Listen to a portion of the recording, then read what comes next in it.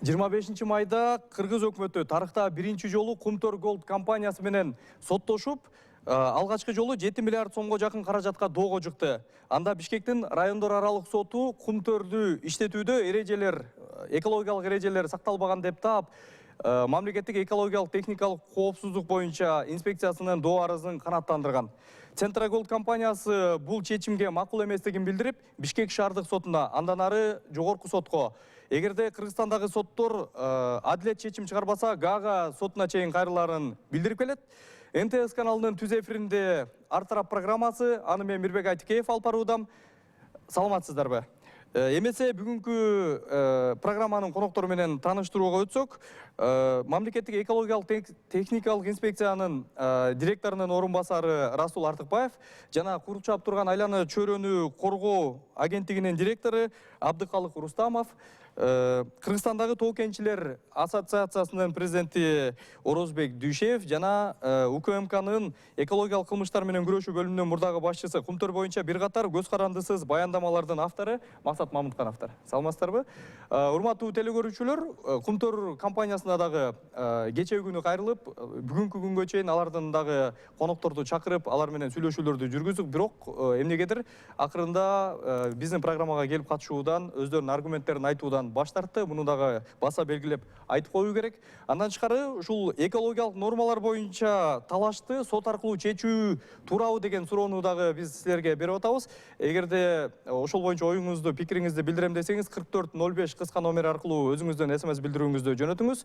1 деген санды терип жөнөтсөңүз, бул ооба деп СМС билдирүүңүз кабыл алынат. Эгерде жок дейин десеңиз, 2 деген санды гана териңиз. Эгерде кошумча сөздөр, символдорду жөнөтсөңүз, ал СМС билдирүүңүз кабыл алынбай калат. Ошону дагы эске алып коюңуз. Андан тышкары түз эфирдин телефон номери экраныңызда көрсөтүлүп атат. Андан тышкары WhatsApp номерибиз дагы бар. Ал жака дагы ой, пикир, сунуш жана суроолорду таштасаңыздар албетте болот. Урматтуу азыркы ушул сот процессинде катышып, анан ошол жеңишке жеткен ошол мекеменин жетекчилеринин бири мына Расул мырза бизде конокто. Центра Голд компаниясы ошо Бишкектин райондор аралык сотунун чечимине нааразы экенин, ал менен макул эместигин, ошондой эле Бишкектин жогорку сотко кайрыларын, болбосо ошол эл аралык соттордо, арбитраждык сотто Кыргызстан менен баягы беткелерин дагы айтып келишет. Анан ошондой соттошууларга Кыргыз өкмөтү даярбы? Эми соттошууга даяр да. Бул негизинде мына бүгүн сот баягы отуруму көрсөттү. Эң негизгисинен биздин ушул мамлекеттик инспекция тарабынан 27-2012 жогорку кеңештин баягы депутаттардын комиссиясы түзүлгөн убактылуу. Андан сырткары 3-12 465 мамлекеттик комиссия, өкмөттүн комиссиясы түзүлүп, ошол менен биргеликте жалпы комиссия менен иштелгенбиз. Ошонун жыйынтыгында жалпысы ушул Кумтөр компаниясына 7 миллиард 50 миллион сом өлчөмүндө Кыргыз Республикасынын жаратылыш коргоо мыйзамдарын бузгандыгы үчүн айып коюлган. Ошондо айыпты 11 декабрь 12 жылы биз коюп претензия жөнөткөнбүз. Претензия жөнөткөндө алар баягы мындай айтканда төлөөдөн баш тарткандан кийин 2013 жылдын 22 майында Межи райондук сотко берилип, бир нече жолу сот болду мында. Бир нече жолу. Апелляциялык жолу. Кыргызстандын ичиндеги сот процесси болду да. Ошондуктан ошонун негизинде алар баягы көп мындай ишенбөөчүлүктү таасир калтырып, бул 2009 жылкы келишимдин негизинде эл аралык арбитражда соттошууга биз барабыз, анткени келишимде ошол нерсеге мындай жол берет деп атпайбы? Анан эл аралык соттордо эми алар чоң юридикалык компаниялар менен иштейт, башка нерсе бар дегенде, бизде ошондой адистер жана башка жактан мындай даярдыктар барбы? Көрдүңүздөрбү? Даярдыктар бар. Мисалы үчүн биздин бүгүнкү соттордо ошо биздин адистер эле катышты. Ошол биздин адистер катышып, ошол юристтер катышты. Эң негизгиси мындай, эми бизге тагыраак айтып коеюн. Сет жактан, Бул жерде биринчи жолу түзүлгөн атайын соглашение болгон 12 май 1993 жылдын номеру 202 жылы, экинчи номерлуу 13 май 93 жылы чыккан конституциялык договор болгон да. Ошол договордун атайыны так жазылган. Биз сотко ошон үчүн жана Кыргызстанда каралсын деп атпайбыз, арбитраждык эмес деп. Бул жерде 8 пунктында жазылып атат, КГК соблюдает все требования к агрохозяйству в соответствии с действующим законодательством деп көрсөтүлдү. Ошол учурда ответственность сторон деп көрсөтүлгөндө дагы.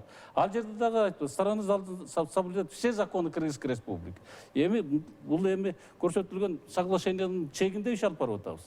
Ошол чекте иш алып барып, биздин закондордун чегинде ошо Кыргыз Республикасынын мыйзамдарын, талаптарын Бирок ошол аткарылышы учурда боюнча 2009 жылдагы жанагы акыркы жолу ратификацияланган парламенттагы, президенттагы кол койгон 2009 жылдагы келишим бар да.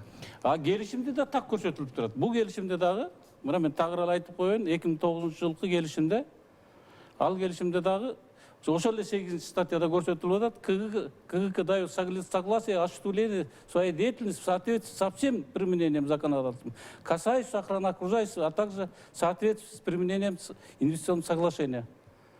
Бул жерде да көрсөтүлүп атат, ошол Кыргызстандын закон мыйзамдары менен. Демек ишеним бар. Да, ишеним бар. Орозбек агай, мына сиз ошол Тоокен тармагында өзгөчө ошо кумтөр боюнча бирден бир адис катары ошол баш аягынан бери иликтеп изилдеп жүрөсүз да. Анан бүгүнкүдөй кадамы өкмөттүн ошол маселени чечүү боюнча туура элеби сиздин адис катары көз салып турганда? Мен анда муну кенендирээк айтып берейин. Анткени себеби бул кумтөр дүйнөдөгү эң чоң кендердин бири запасы боюнча.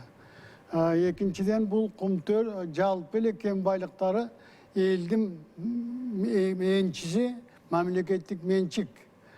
Ошондуктан албетте бул мамлекеттин өтө чоң көзөмөлүндө болуш керек. Бирок ага карабастан кумтөрдү баштагандан эле бул чубалып келатат, талаш менен келатабыз. Ошондун негизинде булар абдан көптөгөн биз менен кошо чогуу көптөгөн каталыктар кетти. Саясий дагы, техникалык жактан дагы. Ал эмес, мына ошондуктан бир үчөө эле токтолуп коеюн. Маселен, биринчи каталык эмне болгон? Биринчи каталыкта ошо генеральный жана айтып аткан генеральный соглашение түзүп атканда чоң өзгөрүүлөр киргизилген Кыргызстан тарабынан. Кайсыл жылы? Бул 92-94 жылдарда. Бул башкарууда 9 кишиден турган кеңеш болот, директорлор кеңеши, анын 6-сы Кыргыз тарабынан деп. Муну ошону аткарбай койгон. Ошонун негизинде анын ордуна 3 кишиден турган исполнительный директор деп 3 кишиден турган, анын экөөсү канадалыктар, бирөөсү биз жактык. Биз жактык болгондо дагы ала адис эмес, ошонун негизинде мына биз биринчи күндөн баштап эле ушундай ири кенди өткүзүп бергенбиз. Анан 2003 жылы, 2009 жылы андан бетер дагы келишим. Анан 2003 жылкы келишим бул чыккынчылык келишим болгон. Анткени себеби 2003 жылы толугу менен биз бул кумтөрдү толугу менен өткүзүп бергенбиз. Ошондуктан мына ал эми 2009 жылкы келишимдеги чоң каталык бул маселен анын негизин 2007 жылы Кыргызстандын адистери түзүп берген. Ошонун негизинде аны бекитпей койгон 2007 жылы. Анткени себеби ошол келишимге 2003 жылкы түзген келишимдин жоопкерчиликке тартуу үчүн ошонун списигин кошолду десе, анын ичинде как раз ошол убакта иштеп турган премьер-министр, башкалары бар экен. Ошондуктан аны кол көтөрүүгө бир жумага атлаш детсе, аны парламентте таратып жиберген. Ошонун негизинен 2009 бекитилген. Ал 2009 ага өзгөртүүлөр киргизилип, анын башында Максим Бакиев турган, ошонун жолдоштору, ошонун негизинде мурунку түзүлгөн келишимде 150 тонна алтын берилген болсо, булар 300 тоннадан ашыгын көбөйтүп, жерлерди кеңейтип берген. Мынан бул жерде дагы чыккынчылыгынын бири бул, ошонун негизинде карьер кеңейтилген. Кеңейтилгендин негизинде мустардын алдына чейин жетип калганбыз. Ошондо мустар жыла баштады. Мына катастрофический болошон келген ушул. Демек ушунун негизинде мен айтып коеюн дегеним. Бул эми өткөн азыр бул сөз уланат азыр дагычы алдыда. Ошондо бул жака сөз берсек азыр мүмкүн болсо. Мына Абдыкалык мырза, сиздер 2012 жылдагы жанагы мамлекеттик комиссия барып келгенден кийин сиздердин мекеме дагы 15 миллиард сомдун тегерегинде дуарыңыз менен сотко кайрылгансыздар. Башында билдирүүлөр жасалган, бирок бүгүнкү күндө мындай маалымат жок дейт. Эмне болду ошол соттун баш аягы? Маалымат бар. Бул туура биз дагы ушу комиссияда иштегенбиз. Мамлекеттик комиссияда иштеп, ошо бүт айтылып кеткен жанагы экологиялык мыйзамдардын бузулганын, бүт барын тастықтап, ушу госкомиссиянын отчетунда бүт бары жазылган. Андан соң біз претензия менен Кумтор оперейтинг компания кайрылганбыз, Центрага. Аларга кайрылганбыз. Себеби дегенде мынау соглашение новых условиякта жазылган. Эгерде бир тарап претензия койсо, ошону 45 күндүн ичинде мирным путем чечсе болот деген. Туура Оразбек Дүйшевич. Бар да ошондой пункт. Бирок ошол убакта ошо Кумтор дагы башкасы дагы бизге келген жок. Ошо 45 күндү биз күттүк. Ушу соглашениени бузбайлы деп. Бирок Анан сотко кайрылдыңыздар. Анан биз вынужден сотко кайрылдык. Себеби дегенде Кумтор өзү ошол мыйзамды бузуп атат. Ошонун жыйынтыгы кандай болду бүгүн? Эми жыйынтыгы боюнча булар 8 ходатайство кылган. Убагында ошо 8 ходатайствосы бул ушуну каралбасын деген маселе көбүнчө болду. Бирок сот аны четке какты. Себеби дегенде ошол эле соглашениянын 5-статьясында подпункт 5.6-да ошо жазылган, что указанный закон не распространяется на законы в области охраны окружающей среды. Так что биздин Демек бүгүнкү күндө сотто каралып атат. Бүгүнкү күндө сотто каралып атат. Биз мына кийинки сотто биздин юристибиз командировкада болуп калып, биз сурандык отложить деп. Эми Кудай буйрса мына жакын арада ал сот каралат дагы. Азыр бизде кыскача рекламалык тыныгуу бар экен, анан кийин Максат мырзага сөз берилет.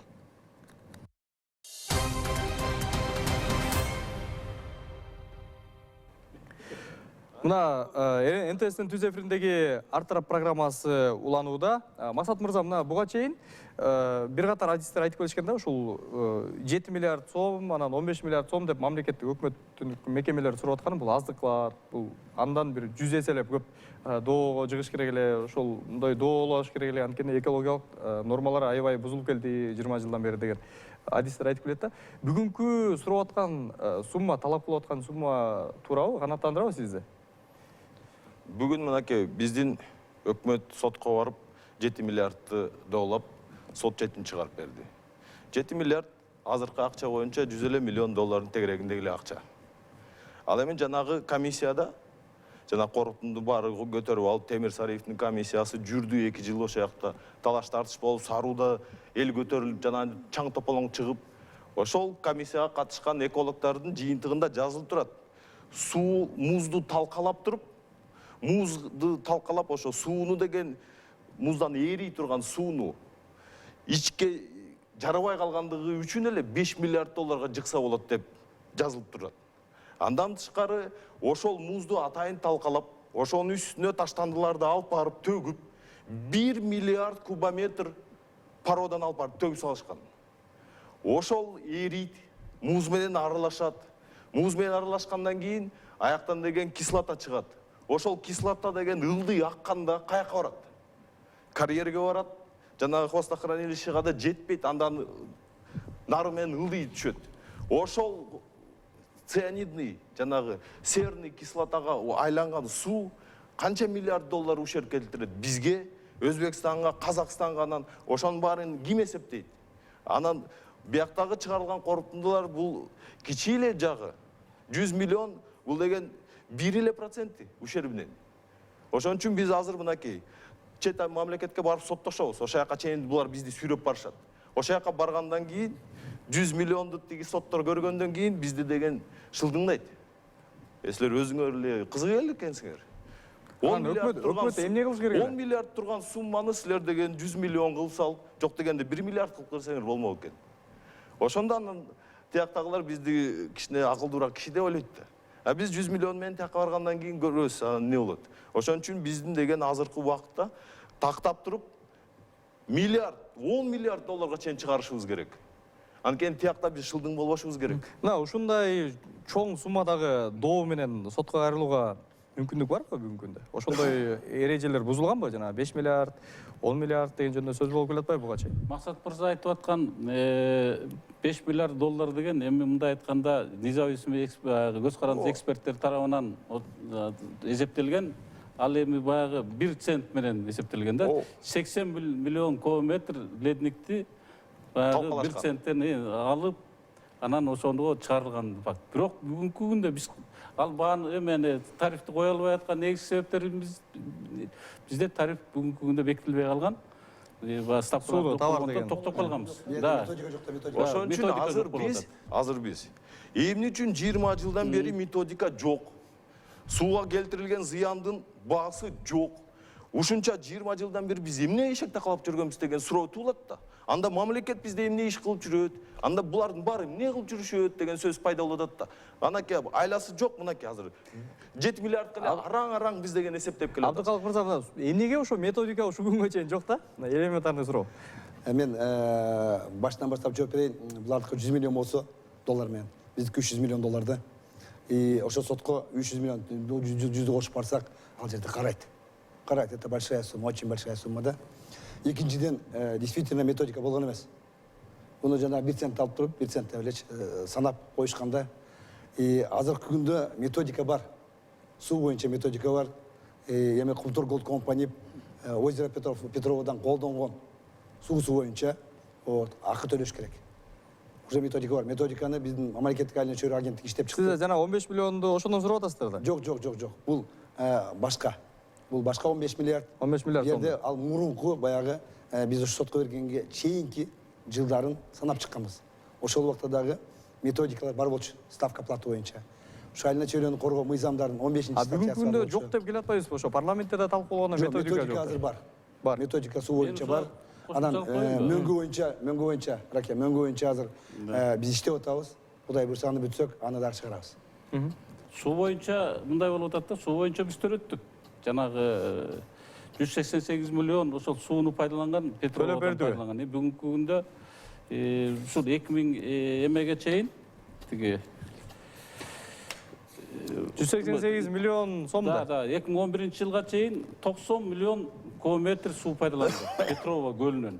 Ошону биз эми мындай төлөттүк, бүгүнкү сотто да ошол утуп алдык. Эң негизгиси биз ар бир айыл өкмөттөрүндө сууга тариф эсептелинет эмеспи? Ошол 7 район Кызыл суу эмесинин айылынын тарифи менен төлөтүп сот бирок бизди колдоду. Негиздүү баягы эми ал жергиликтүү айыл өкмөтүнүн дагы чыгарган тарифтери баягы законодательный органда ошо катарында төлөттүк. Суу боюнча да иш алып барып атабыз. Орозбек мырза, мына сиз ошол ичитен билген ошо көптөгөн комиссияларда болгонсуз, депутат катарындагы, тоо кенчеги катарындагы бүгүнкү жасап аткан өкмөттүн кадамдары эртең кайра өзүбүздүн башыбызга муш болуп тийбейби? Анткени эл аралык соттон Кыргызстандын мүмкүнчүлүгү аз деген эксперттер чыгышып атпайбы? Ошол коркунучтуу болуп атат да. Мына мен жана айтпадымбы? 3 эле мисалды айттым. Бул бузулгандыктардын. Бул бузулганы менен ошондо бизге каршы түзүлгөн документтер, ооба. Ошонун негизинде биз бүгүн Кумтөрдү апаттыктын алып келип койдук. Апаттын алдында турат, катастрофанын алдында турат. Бул ошондо Кумтөрдөгү ишпи же бул укуктук документтерби? Ал Кумтөрдөгү иштерден эсептегенден кийин бул жана биздин штрафтар, анан кийин биздин соттошуткан маселелер, анын кереги жок. Азыр бүгүнкү күндө бул Кумтөрдү сактап калыш үчүн ынтымак менен инженерлик илимдин негизинде иш алып барыш керек. Маселен кандай? Мындай айтып, элге ачык айкын айтыш керек. Канадецтер 20 жылдан бери кыргыздарды тоготпой иштетип келе жатат. Эч кимди киргизбейт, аяка өздөрү өзү кандай кааласа бийлешет өздөрү. Демек ошол катастрофаны ким жасады? Биз жасадыкпы? Жок, канадецтер өздөрү жасады. Демек жанагы экологияга келтирген зыяндын баарын кимдин колунан жаралды? Канадецтердин колунан жаралды. Ошон үчүн биз деген түздөн түз азыр Швецияга барабызбы, Гаагага барабызбы, Торонтосуна барабызбы, Марска да баралы. Сотко барып туруп канадалыктардын кылган кылыктарын көрсөтүшүбүз керек. Эл дүйнө жүзү көрүш керек ошону. Дүйнө жүзүндө экологиялык канча кыймылдар бар, Greenpeace бар, андан башка канча эл аралык уюмдар бар. Ошолорду деген жардамга чакыралы. Эл бияктан жардам берсин. Чет мамлекетте жүргөн кыргыздар, мына көрүп атпайсыңарбы? Азыр мына Турция эмне болуп атат? Бүт Европадагы түрктөр чыгып алып туруп митинг чакырып атат. Эмне биз ошол жактагы Гаагадагы, Швециядагы эмне сыргакты чыгарып коелу мейли. Кыргыздын желегин көтөрүп алып туруп Гаагадагы сотто же Швециядагы сотто турсун. Бүт кыргыздар чогулуп туруп биз деген бир намыска келели да. Ушинтип биздин деген үйүбүзгө келип алып, төрүбүзгө деген өтүгүн илип алып, билгенин жасап туруп анан кайра бизди, силер жиндисиңер, биз кеттик. Соттошобуз тияктан деп койсо эле эмне жатып калышыбыз керек. Ушундай жол менен чочууга мүмкүн барбы? Бул деген авантюра. Муну прямо айтып койгон авантюра, бул опасный нерсе. Барлык дүйнөдө илимдин негизинде, закондун негизинде иштеш керек. Мына азыр аларга чет элге барыш оңой, жазыш оңой. Аларга барганда не айтат? Ой, мына документти ким кол койду? Жылына ким өтөртет турду? Барлығын бізден өзімізге башқа айтады. Өзіміздің парламент бізге Алдыңыз қағазда қол көрсетіп қойыңызшы. Канадистер қолған тетік договорды кімдің қолы тұрады? Канадистердің қолы тұрады. Қойып тұрыңыз. Анай олғаннан кейін мемлекет көзем алыш керек. Жазып қойшың ғой. Алматы көземел деген мемлекетті мынаки геологияға барып, ошол жерде иштеген сіздің балдарыңыздан барып сұраңыз. Эмнеге қол қойдыңар ошол жакта деп? Кантип көзөмөлдөдүңөр? Аны қойдырып атқан біздің ең жоғарғы жетекшілер. Ошол жоғарғы жетекчилерди эмне кылышыбыз керек? Ошолорду чакырып соттош керек. Ошондо тигилердин баарын сотко. Туура айтып атасыз. Эми мурдагы бийликтердин тушунда болгон нерселер. Барлыгы мүмкүн. Мына кийинки бийликтерде практически мынакей булар суроо беришти. Мына кийинки 10-жылдан кийинки канча 100 миң деп койду бул иши. Калганын барлыгы Қалғанның барлығы мұрын. Демек, Аллар айтады, сілер емне қылып жүрдіңер? Мемлекетке емчің өзімені қылған жоқсыңар. Жазып атасыңар. Демек, ошон негізін, ал эми бүгін мен айтып атқаны себебім қандай? Мына ушундай безответственности. Илимди түшүнбеген. Сиз Ошон негизинде ката. Байкет деген тоген адис катар айтып атат. Юриспруденцияда эки маселе бар. Қойып тұрсаң. Мұның негізі мен айтып бүгінгі күнде катастрофаның алдында тұрауыз. Егерде мұны үш илимді негізіне чешпесек, бұл жаңағы бізден қойған налогтық штрафтар барлығы келді. Ошо эмнени чечиш керек, ошону айтып берсеңиз. Эмнени чечиш керек? Муну кандай алып чечиш керек? То инженерия айттыңыз, эмне алып чечиш керек, ошону айтып берсеңиз. Муну биз ассоциациянын адистери мына 13 март 15 жыл бергенбиз. Эмне кылып чечиш керек деп. Бул жерде толуп аткан негизги токотер жерин айтып берсеңиз. Токотер жери муну биз 2005 жылдан бери айтып келатабыз. Кумтөр аудан татаал жерде. Татаал шартта болгондуктан бул жерде илим изилдөө центрин түзүш керек дагы. Ошол биздин илим посттор берген негизинде иштеш керек деп атабыз. Аны жасаган жок. Аны кийин да берип атабыз. Экинчиден мына Кумтөрдүн башкаруусун азыр чынын айтып атат. 95% кыргыздар иштеп атат. Жетекчилигинде жетекчилер чет элдиктер. Демек, биз ошол жетекчиликтерге биздин кишилерди койдурушубуз керек. Кантип? Аны үчүн законун алыш керек. Бул биздин кем байлык биздики болгондой. Койбойт да. Коюш керек. Койбосо ошол маселени коюш керек. Ал эми муну соттошу, моттошу деген эчтеме пайда чыкпайт. Бул төлкө чатак. Мына сиздердин бүгүнкү өкмөттүн кадамына бир катар сындар айтылды, жооп барбы? Өкмөт баягы караш керек деп атпайбы? Мына өкмөт карап атат. Өкмөт көзөмөлдө атат. Канча жылдан бери карап атат? Мына биз ошо революциядан кийинки мына маселеде 6 жыл Кумтөргө эч ким кире албайт дедилер. Азыр Кумтөргө кирип атабыз. Текшерип атабыз, тоону коюп атабыз. Туура эмес жагын айтып атабыз. Андан илимий жагы деп атпайбы, байкемчи? Илимий жагы ал жакта иштеп атат. Биздин өкмөт ошол убакта Госагентство охраны окружающих мына Госэкотехинспекция ошо сиз айтып аткан катастрофалар болбош үчүн бүт шартты түзүп берип атат. Түзүп берип атат шартты. Кумтөр иштеп атат.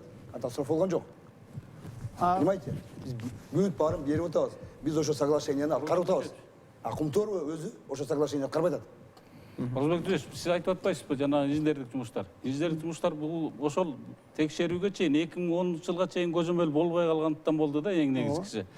Бүгүнкү күндө геотехникалык баягы иштердин туура эместигинен, горный иштердин туура эместигинен келип жанагы тиги отвалдардын жылганы, карьердин баягы ВМК разработкаларынын туура эмес кеткендиги инженердик иштердин кемчиликтеринен бүгүнкү кордукту бүгүн көрүп атабыз. Бирок бүгүнкү күндө мына мамлекеттик органдар өкмөт тарабынан көзөмөл болуп атат. Быйылкы жылы, өткөн жылы дагы жеринде текшерип, азыр предписаниялар берилип атат. Баягы сиз билесиз, мурунку 19 пунктта предписание берилди, быйылкы 15-жылы дагы 30 пункт менен бардык түрү боюнча, промышленный безопасность боюнча, горный иш боюнча, экологиялык иштер боюнча, башка иштер боюнча, бүт тармактар боюнча азыр иш алып барылып атат. Бирок сиздин бүгүнкү күндө кооптонуп аткан себептериңиздин бири баягы муздардын жылганы, суулардын эме токтоп калганда катастрофа келет деп атат. Бирок бүгүнкү күндө Кумтөрдү токтотолу деген бул жерде өкмөттүн ою жок. Биз талап кылабыз алардан. Анткени Кумтөр айтылган нерсени биз шартты мамлекет түзүп атат. бирок бүгүнкү күндө биздин мыйзамдардын чегинде иш алып барылат деп атабыз. Чегинде иш алып барбасак, эртең иш болбой калат. Азыр эме сөзүңүздөр оозуңуздарда бизде телефон чалуу бар экен, кабыл алып койсок. Анан кийин талкуу уланат. Алло. Алло, саламатсызбы? Өзүңүздү тааныштырып, суроо сунушуңузду айтыңыз. Фамилиям Чербасова. Мындай деп тура берейин дегем. Ошо азыркы дебатта турган жолдоштор ошол учурда каякта эле биринчиден. Экинчиден илгеркиден эле ата бабаларыбыз айтып келген да, алтын дажыдар кайтарат депти. Ошол ажыдар ушул эме кумтордун сүмтөрү болду го бул. Рахмат. Мен айтып Жок. Абдан жақсы сұрау бердіңіз, рахмат сізге. Кем ошондо болуп атпайбы? Жетекчилер уккан жок. Маселен, мына Кумтөрдүн 2003 жылкы 31 декабрдагы токтомуна каршы ошол кезде мен депутат элем депутат болчуңуз. законодательный чогулушта 3 жолу чечим кабыл алганбыз. Акыркысында бул чечим мамлекетти кыргыз элинин кызыкчылыгына каршы деп кабыл алганбыз. Ага карабастан президенттин күчү күчтүү экен, ал аткарбай койду, анан кийинкилер да аткарбай койду. Ошондуктан мына бүгүнкү күндө ушул акыбалга келдик. Айтып коелук. Мына биздин ушул бүгүнкү күндөгү дагы али ушуга чейин иштеп атканы Кумтөрдүн кыргыз элинин арасында патриоттор бар, адамдар бар. Ошолордун негизинде эптеп дагы сактап калдык. Болбосо ал дагы качан талап бүтүрмөк болчу. Бул жакшы суроо, ошол убакта каякта болдуңар эле депчи. Ошол убакта биз да Кыргызстанда болгонбуз. Бирок биз ушул тармакта жетектеп иштеген эмеспиз. Биз тетик ылдыйда төмөндө болчубуз, ошол убакта Чүй областында иштеп жүргөнбүз чогуу. Мен 2003 жылы Центерра түзүлүп атканда биздин улуттук коопсуздук кызматына жанагы согласованияга варианты келди. Ошондо мен кирип туруп ачык эле айткам Иманкулов калык председателге. Байке, мындай деген биз Центерраны түзгөнгө кирбешибиз керек. Эми үчүн биз 80 миллионго 67% акциябызды алмаштырышыбыз керек. Бул деген чыккынчылык. Мындайды жасасак, эртең биз деген элдин алдына кантип чыгабыз? Анан революциядан кийин ушундай чыккынчылык эл менен бийлик менен иштегенге кантип иштейсиң сен? Бийликке деген Максим келсе, Акаевдин убагында бизди эч ким укпаса, мына Кумтөр назабынан ошон жумуштан кеттик. 10 жылдан бери жүрөбүз, патриот болуп көчөдө. Кумтөрдү деген ошондон бери айтып келатабыз. 2006 жылы биринчи статьяны чыгарганбыз ошондо биз. Кумтөрдүн алтыны каяка учуп кетип атат деп. Мына 10 жылдан бери жазып келатып, эми мамлекеттин көзү ачыла баштады. Саруда эл көтөрүлгөндө. Азыр мынакей отурушат эми, эмне кыларын билбей. Мына Байке айтып атат деген, туура эмес, булар менен сүйлөшүш керек, тигинчи керек, минчи керек деп. Эмнеси сүйлөшөсүң?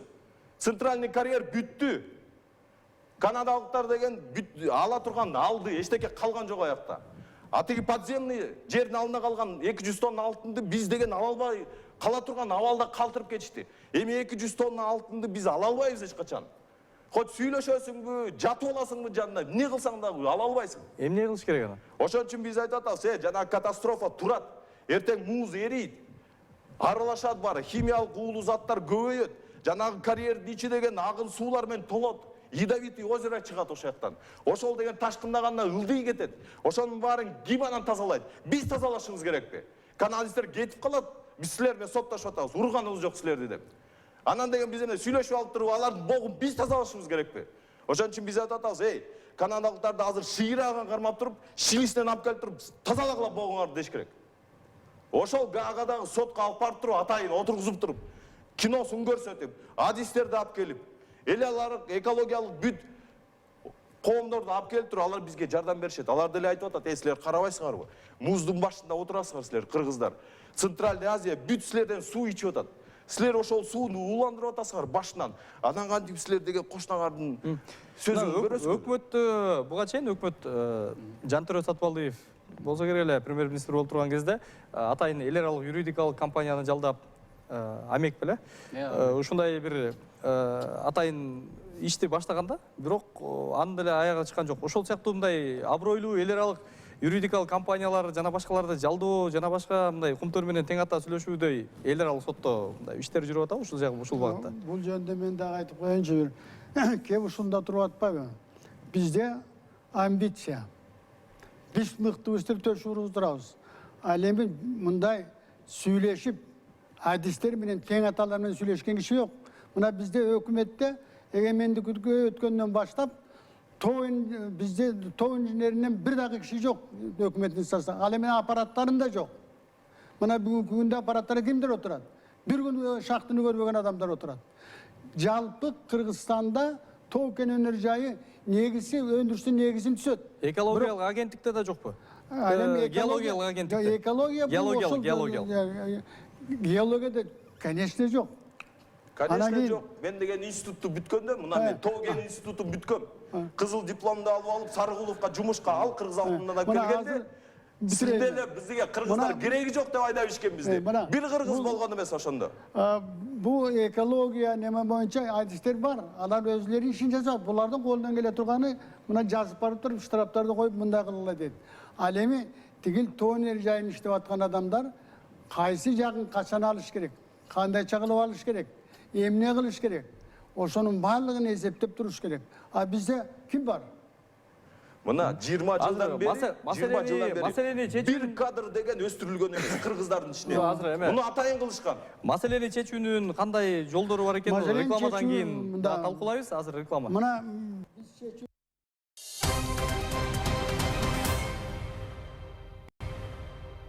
Озбек агай, айтсаңыз, сиз сүйлөшүүлөр жана башка жол деп келатасыз. Мына көптөн бери эле сүйлөшүүлөр 2010 жылдан бери эле ушу Кумтөргө бир чекит коебуз деп ар бир өкмөт келген сайын ушундай сөздү айтат, ушундай сүйлөшүүлөрдү баштагандай болот, ар кандай мындай варианттарды сунуштайт дегендей. Бирок алтын казылып атат, анан ген түгөнүп калышы мүмкүн деген да сөздөр болуп атпайбы? Биз бүткөнчө алтыныбыз калбай калбайбы?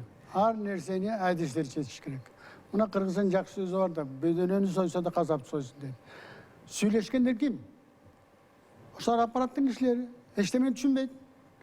Birden dese, ambit çakılat. Bol başkanı, buna bol bolsa, buna kiyinki 12. 13. yıllardaki abdan çoğun mesele koyuldu.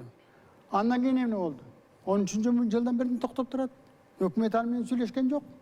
Söyleşüde, hazır söyleşüge meselen koygun, pedagoglarga tüsülgen komissiyanın bir garniyak yok. Kantip söyleşet bular.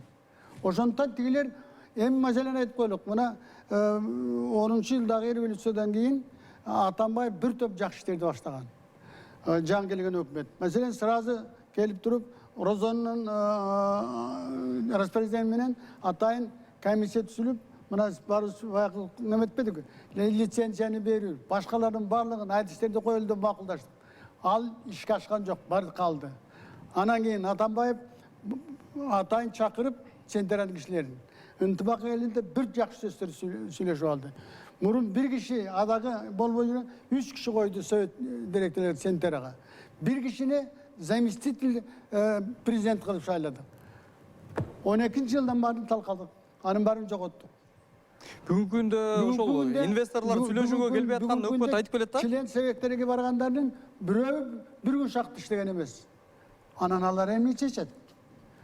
Mına oşuğa okşoğun, mına bugünkü günde bizde oşun için biz aytıp atabız. Sayasat çok memlekette. Sayasat degen emne?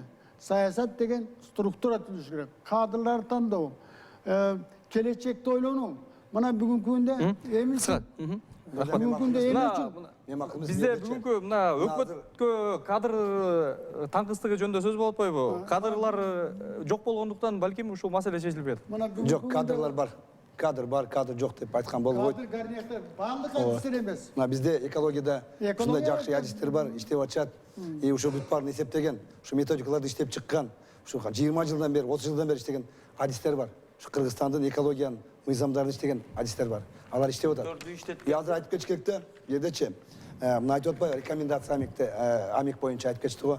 Рекомендация амикти булар аткарыш керек болчу. Булар аткарбай атат. Бирок, мына акыркы күндөрү биз жазып атабыз да буларга ошону аткаргын деп. Ошол эле рекомендацияны биз деле бергенбиз. Мына эми алып келип беребиз, жасайбыз деп атышат. Но качан алып келет белгисиз. Ошол эле убакта, горный отвалдарды булар отход деп эсептеген эмес да. Мына биз убагында заключение бергенде ошол жерде условия менен бергенбиз. Демек жеңишке мүмкүнчүлүк бар сиздерде. Жеңишке мүмкүнчүлүк бар. Бар. Бул экологияга ошол проектти бизге уже 19 майда бир күн калганда сроку, баягы условияга алып келип беришти. Как отходы. экологиялык доолордун баасы мынакей $100 миллион ашпай атат. Биягы болсо 300 миллион болгонун кошкондо 400 миллионго араң жетет. Ал эми жалагы келишим боюнча 716 тонна центральный участокты бергенбиз концессияга. Ошонун ичинен канчасы чыкты азыр? 368 тонна болуп калды го дейм. Эми 400 тонна деп коелу. 400 тоннасын алып чыгышты, 300 тоннасы жер алдында калып атат. Ал 300 тоннаны биз эч качан ала албайбыз. Канадистер дагы подземный проектсин жоготуп, талкалап, шахталарды жардырып, уже бүттү. Жердин алдына эч качан кирбейбиз. Ошон үчүн азыр биз деген бүт адистер, патриоттор баарыбыз кошулуп туруп, азыр канадистерге ошол 300 тонна алтын жердин алдында калгандыгы үчүн упущенный выгоданы эсептеп туруп, ошол 300 тоннанын ичинен биздин деген Кыргызстанга же 60% тийиш керек болчу биринчи соглашениясы боюнча, экинчи соглашениясы боюнча 33% тийиш керек болчу. Ошондо деген биз жок дегенде 6-7 миллиард алабыз. Анткени ал алтын калды. Казып беребиз деп убада беришкен, баарын талкалап туруп, бизди деген кыргыздар ала албасын деп туруп, жасап туруп кетип калышат. Биз ошо менен калабыз. Ошон үчүн Өкмөт бул жагын караштырып көрүп атабы? Убакыт тар, ошон үчүн кыскача Бул сүйлөшүн. жагын өкмөт караштырган ушул бизде өкмөт тарабынан көзөмөл күчөтүлдү бүгүнкү күндө. Жанагы Максат мырза айтып аткан карьерде калып калды деген алтындын баары эсептелип, же геологияда такталган.